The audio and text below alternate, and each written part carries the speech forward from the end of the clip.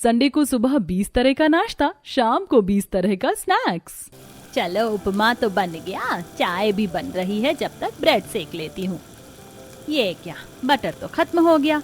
लगता है आज तेल में ही ब्रेड सेकने पड़ेंगे। संडे के दिन भी फुर्सत नहीं है। कहाँ मेरी उम्र की औरतें बिस्तर पर पड़े पड़े पूरा दिन अनुपमा देखती हैं, और कहाँ मैं अपने ही घर में काम वाली बाई बनी हुई हूँ। बड़बड़ाते हुए आशा अब जल्दी से नाश्ता तैयार करती है और बाहर हॉल में आती है, जहां आशा का पति अखिलेश सुबह का अखबार पढ़ रहा होता है। अरे भाग्यवान, बन गया नाश्ता। बहुत जोरों की भूख लगी है, अब जल्दी से लगा दो। पहले घर के राजकुमार और राजकुमारी को तो उठाकर आ जाऊं। ऐसा लगता है पूरी दुनिया में एक इनके लिए ही संडे आता है। कुंभकर्ण के बच्चे पैदा किए हैं मैंने तो। आशा सबसे पहले अपनी बेटी तमन्ना के कमरे में जाती है। ये महारानी तो यहाँ घोड़े बेच कर सो रही हैं। शर्म नहीं आती? कैसे खर्राटे मार रही है। अरे ओ पापा की परी, आज उठने का इरादा है या नहीं? 9 बज गए सुबह के। माँ 9 ही तो बजे, सोने दो ना। ठीक है, सो। अगर आधे घंटे में बाहर नहीं आई ना तो नाश्ता नहीं मिलेगा। तुम्हारी नौकरानी नहीं हूँ जो जब उठेगा उसके लिए गरम गरम नाश्ता लेकर आऊंगी। तमन्ना को अच्छा खासा सुनाकर आशा अपने बेटों के कमरे में जाती है। अरे माँ, आप यहाँ? आज तो तू बड़ा जल्दी उठ गया, क्या बात है? माँ, वो आज मुझे अपने दोस्तों के साथ बाहर जाना है ना, इसलिए थोड़ा जल्दी उठ गया। तभी मैं सोचूं कि आज गंगा उल्टी दिशा में क्यों बह रही है। अरुण कहाँ है? माँ, वो तो फ्रेश होने के लिए गया है। पूरा दिन तो ये फ्रेश होता रहता है, पता नहीं कितना नहाता है। अब जल्दी से दोनों नाश्ते की टेबल पर आ जाओ।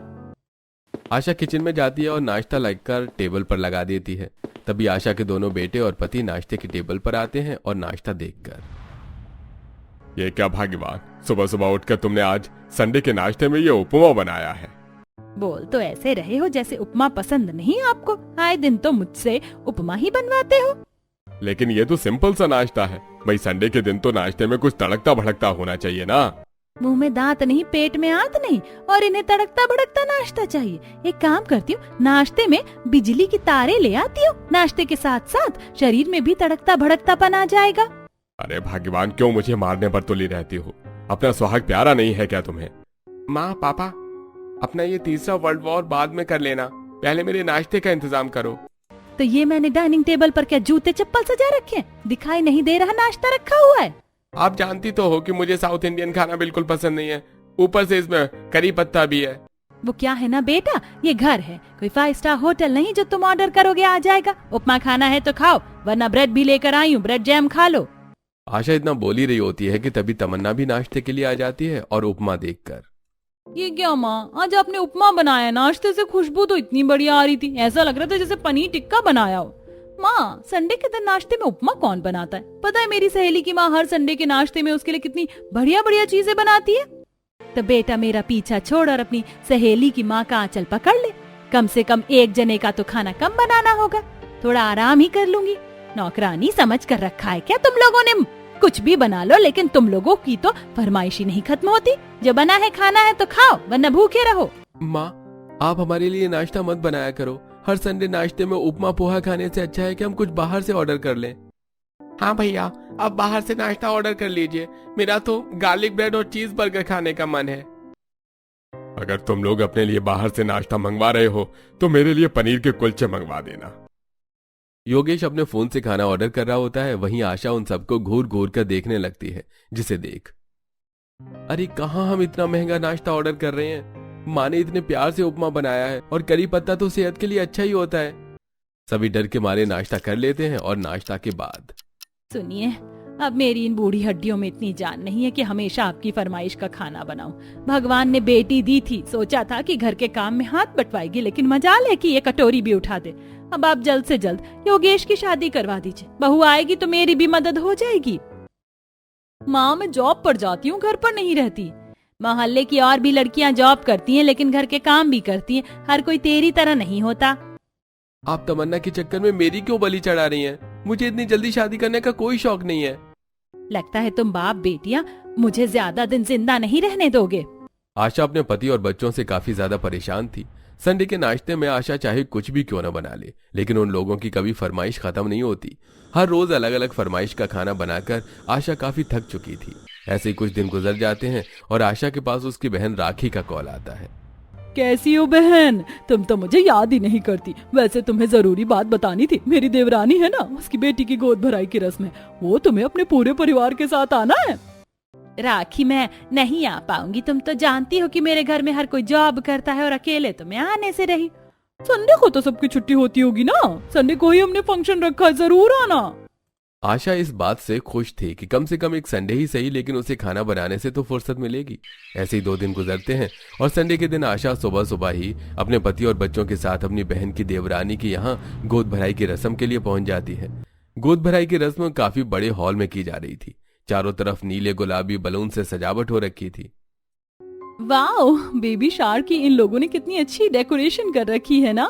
मैं तो यहाँ ढेर सारी फोटो क्लिक करने वाली हूँ। बेटा फोटो बाद में खींच लेना, पहले जरा इधर देखो, खाने की कितनी बढ़िया तैयारी कर रखी है इन्होंने। वो देखो, waffle, pastry, Indian, Chinese, Italian, इतने तरह का खाना है। आज तो मजा आ जाएगा। खाकर इस संडे का तो हम बढ़िया नाश्ता करेंगे। अखिलेश अपने बच्चों के साथ सीधा खाना खाने के लिए निकल जाता है। वहीं दूसरी तरफ गोद भराई का तोहफा देकर दोनों बहनें बातें करती हैं। कैसा चल रहा है सब? क्या ही बताऊं राखी, तुम्हारे जीजा और बच्चों ने तो मुझसे हर संडे पर अलग अलग नाश्ता बनवा बनवा कर परेशान कर दिया है। सोच रही हूँ एक मेड रख लूं। राखी और आशा आपस में बात कर ही रही होती हैं कि तभी वहां एक साक्षी नाम की लड़की प्लेट में ढेर सारी कचौरी, समोसे, पकौड़े लेकर उनके पास आती है। आंटी जी, मैं कब से देख रही हूँ आपको, आपने तो कुछ लिया ही नहीं। जी ये लीजिए, गर्मा गर्म समोसे कचौरी खाइए। आशा उन समोसे और कचौरी को चखती है तो वो उसे काफी पसंद आते हैं। ये समोसे कचौरी तो काफी बढ़िया बने हैं। आज तक ऐसी कचौरी नहीं खाई मैंने। लगता है तुमने काफी अच्छा हलवाई बिठा रखा है।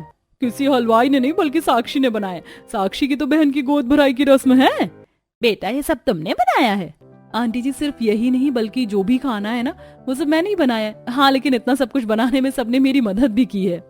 आशा के पति और बच्चों को भी साक्षी का बनाया हुआ खाना काफी पसंद आता है और जब उन्हें यह पता चलता है कि यह सब साक्षी ने बनाया है तो लगता है आप संजीव कुमार की बेटी हैं। अरे इतना बढ़िया खाना तो वो भी नहीं बनाते होंगे। आपने कोई कुकिंग कोर्स किया है ना?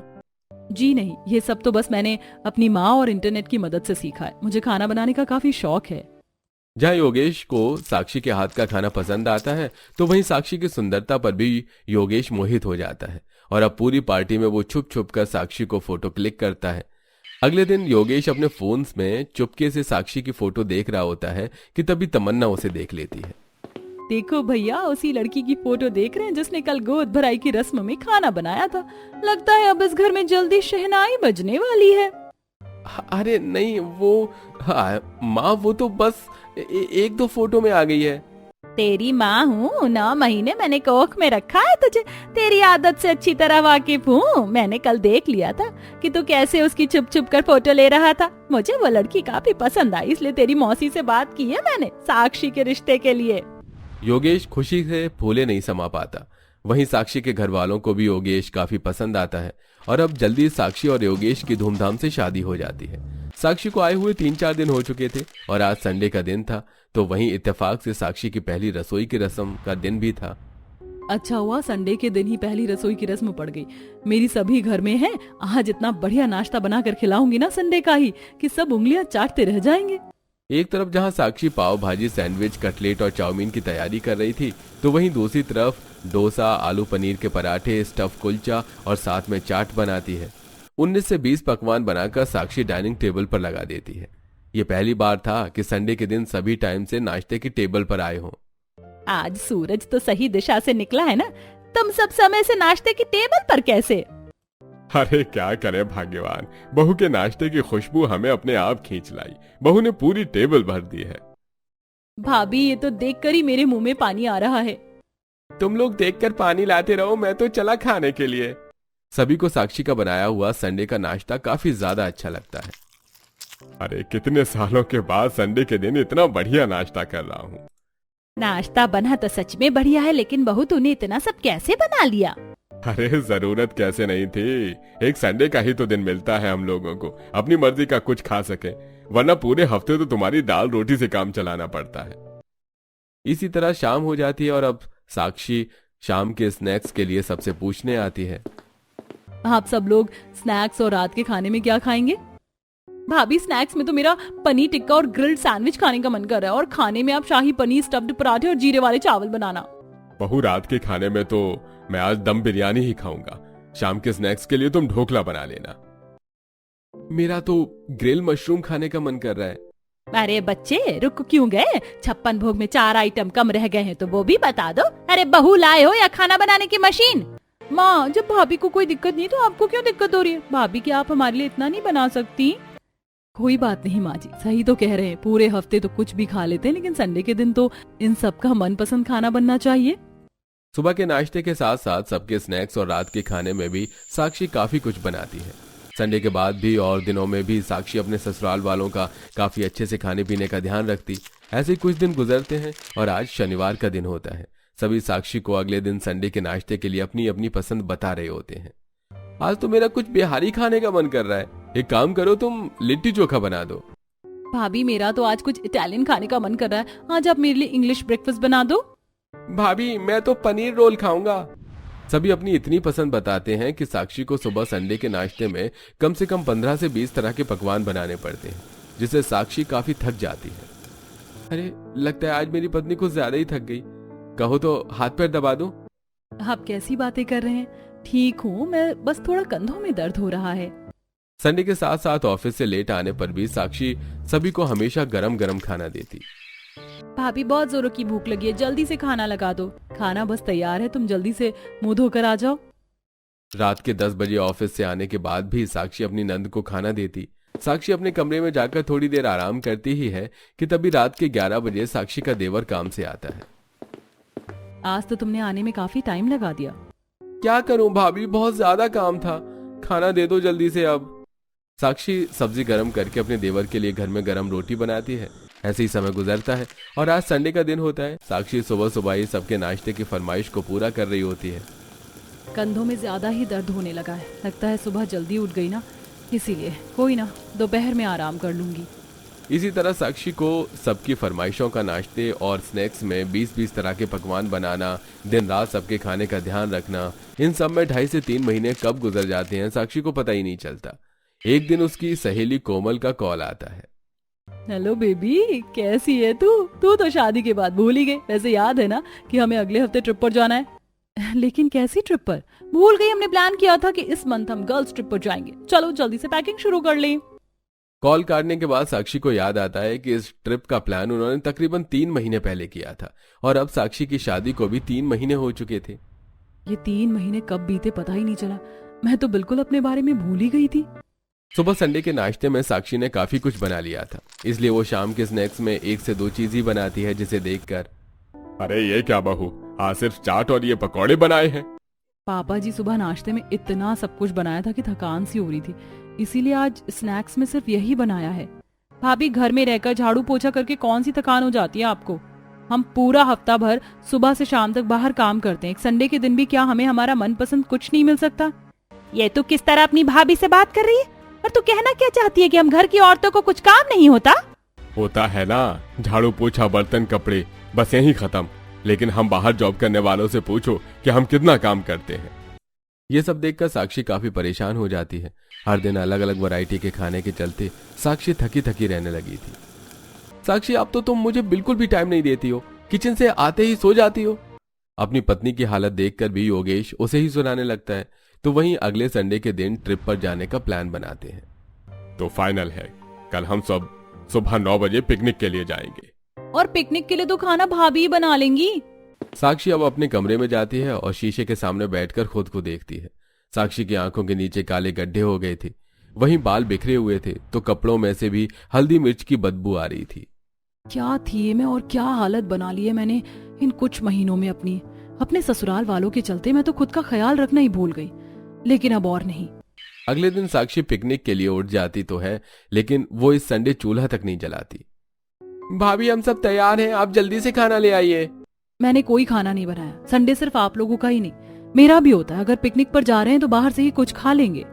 साक्षी अपने कमरे में चली जाती है, तो वहीं साक्षी का जवाब सुन सभी काफी हैरान होते हैं और पिकनिक पर जाना कैंसिल कर देते हैं। जैसे ही शाम होती है, भाभी, आज मेरा ब्रेड रोल खाने का मन कर रहा है, तो आप शाम के स्नैक्स में वही बना देना।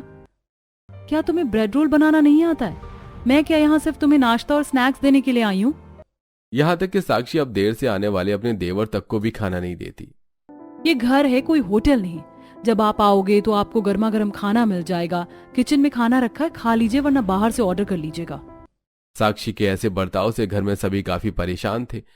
अगले दिन योगेश साक्षी को अपने कमरे में नहीं पाता और जब अपना फोन देखता है तो उसे साक्षी का मैसेज मिलता है जिसमें लिखा था कि वो हमेशा के लिए अपने मायके जा रही है।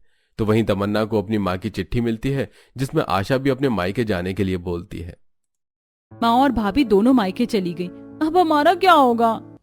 अरे देखना, 2 दिन में ये दोनों वापस आ जाएंगी, जब तक हम लोग बाहर से खाना खा लेंगे। अखिलेश जब बाहर से खाना ऑर्डर करने लगता है तो 2000 से ऊपर का बिल बनता है। ये देख, इतना बिल देखकर तो मेरा बीपी हाई हो गया। बाहर से मंगवाने से अच्छा है कि हम लोग घर पर ही बना लें। जिन लोगों ने कभी अपनी खाकर झूठी प्लेट तक नहीं उठाई थी, अब वो सब खाना बनाने चले थे। यार ये कुकर का ढक्कन लग क्यों नहीं रहा? माँ तो 1 सेकंड में लगा देती थी। मुझे तो लगता था कि प्रेजेंटेशन बनाना सबसे मुश्किल काम है, लेकिन ये लहसुन छीलना तो उससे भी ज्यादा कठिन है। अरे इतने गंदे बर्तन कोई कैसे धो सकता है? इन्हें देखकर तो मेरा जी मचल रहा है।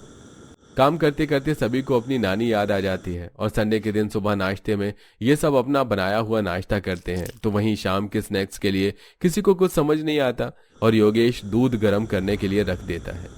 बेचारों की किस्मत इतनी ज्यादा खराब थी कि दूध भी उबलकर खत्म हो जाता है।